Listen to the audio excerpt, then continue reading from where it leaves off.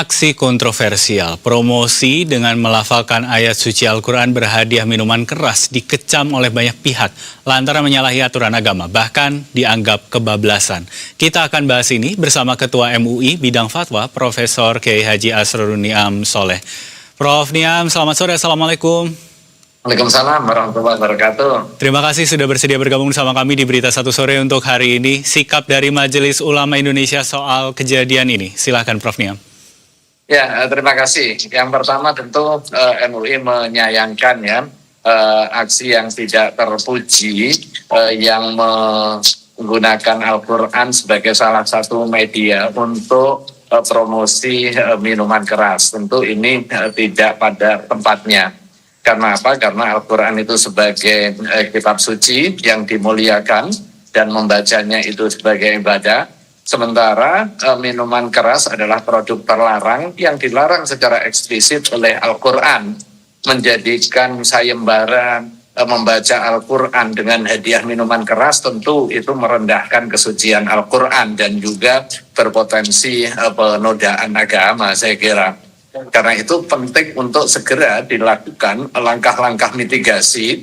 Jangan sampai nanti akan menimbulkan keresahan sosial di tengah masyarakat karena lambatnya penanganan. Nah, penanganan yang pertama tentu pada aspek penyelidikan dan juga penyidikan.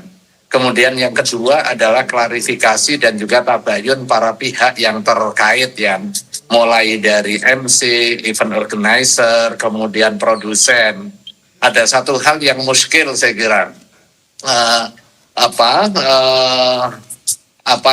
N sebagai produsen minuman keras itu secara nyata menjadi sponsor kegiatan. Sementara aturan hukum kita memberikan pelarangan terhadap peredaran minuman keras kecuali di tempat-tempat tertentu dan izinnya sangat-sangat ketat Tetapi pada saat kemarin itu dijadikan sponsor di dalam event yang mendatangkan publik secara terbuka. Tentu ini harus diusut secara tuntas Jangan sampai kemudian ini melahirkan permisivitas di tengah masyarakat terkait dengan aspek peredaran minuman keras yang pada hakikatnya terlarang tersebut.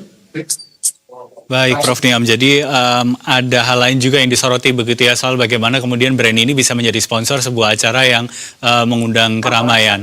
Nah, kalau dari pihak MUI sendiri apakah kemudian juga sudah ada komunikasi begitu misalnya dengan penyelenggaranya ataupun mungkin juga dengan MC-nya misalnya begitu, pemilik brandnya begitu terkait dengan kejadian ini?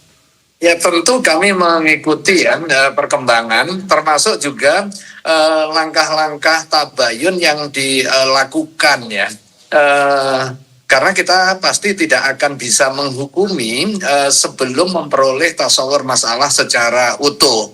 Dan salah satu hasil riset yang dilakukan oleh Majelis Ulama Indonesia terkait dengan kasus yang viral ini adalah mendengar klarifikasi dari MC dan juga IO.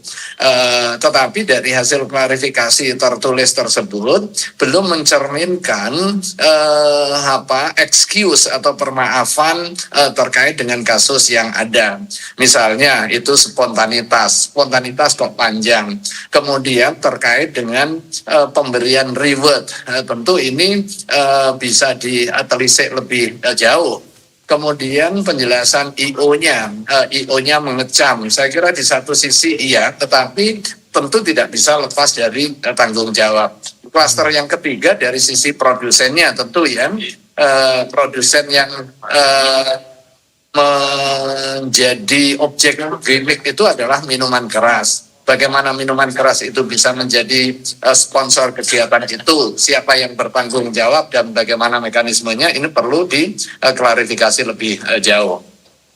Baik, Prof, tentu kita memahami begitu bahwa ayat-ayat suci Al-Quran kita begitu itu adalah bagian yang suci begitu, sementara minuman ini minuman keras yang secara hukum pun juga sudah diharamkan begitu. Nah, melihat terjadinya kasus ini, MUI memandang agama yang dijadikan umpan untuk mempromosikan barang yang jelas-jelas diharamkan. Apa penjelasan secara hukumnya begitu dari perspektif Islam? Ya, tentu kasus itu tidak dibenarkan baik secara hukum keagamaan secara moral etika yang hidup di tengah masyarakat maupun terkait dengan hukum positif kita. Karena ajaran agama dan simbol-simbol keagamaannya itu bersifat suci. Sudah seharusnya itu dihormati dan juga dihargai sebagai bagian dari penghormatan kepada keyakinan keagamaan. Mengkaitkan, apalagi kemudian menjadikan gimmick Al-Quran yang merupakan kitab suci umat Islam dan dikaitkan dengan hadiah minuman keras, tentu ini perendahan, apalagi dengan visualisasi yang jingkrak-jingkrak yang tidak mencerminkan sakralitas dan juga kesucian Al-Quran. Ya. Saya kira ini menjadi catatan penting ya, di mana isu keagamaan itu adalah isu yang perlu dijaga tidak hanya pada intern umat, tetapi juga oleh umat yang lain.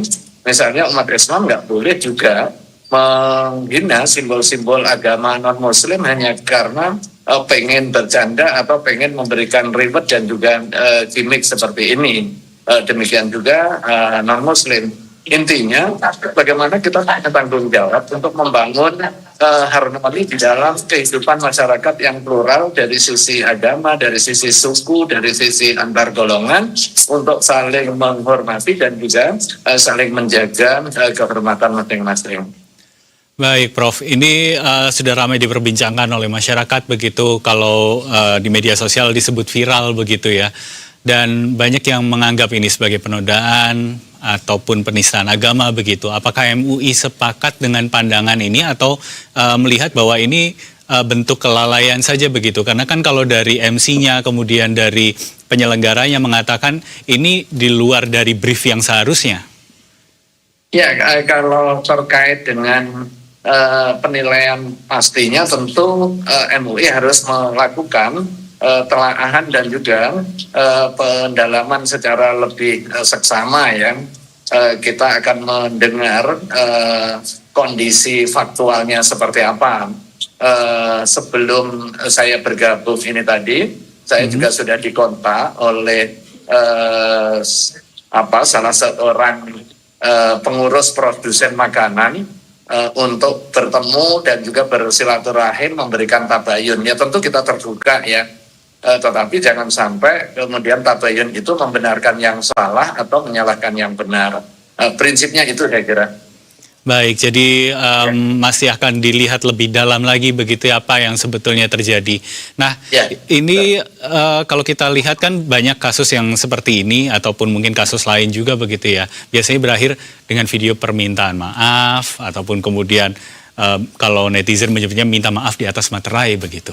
Nah, apa yang kemudian jadi sikap MUI supaya kejadian serupa ini tidak terus terulang lagi di masa depan? Ya, setelah nanti dilakukan proses verifikasi, kemudian proses klarifikasi dan juga tabayun, tentu ada langkah-langkah lanjutan untuk bisa dipahami secara bersama-sama, termasuk juga oleh publik ya. Pernyataan permohonan maaf itu satu hal, saya kira itu tetap diapresiasi, tetapi apakah kadarnya cukup dengan permintaan maaf di atas materai, kemudian selesai dengan komitmen untuk tidak mengulangi dan juga menghilangkan seluruh apa yang sudah pernah dilakukan. Jadi kalau di dalam bahasa agama itu ada 3 variabel yang menunjukkan bahwa dia menyesali dan bertaubat. Yang pertama adalah ada penyesalan, jadi an-nadam. Kemudian yang kedua adalah al-iqla' anidz-dzunub, mencabut kesalahan yang pernah dia lakukan. Kemudian yang ketiga al-azmu alla yatakarrar, komitmen untuk tidak mengulangi lagi. Tetapi kalau itu berada di dalam ranah publik yang terkait dengan aspek hukum pidana, ya tentu aparat penegak hukum yang punya otoritas di dalam menentukan apakah ini berproses di ranah hukum atau tidak. Baik, kalau begitu tentu kita akan lihat seperti apa kelanjutan dari kasus ini yang sedang ramai diperbincangkan dan tentu menimbulkan keprihatinan bagi banyak orang yang mengetahui tentang kejadian ini.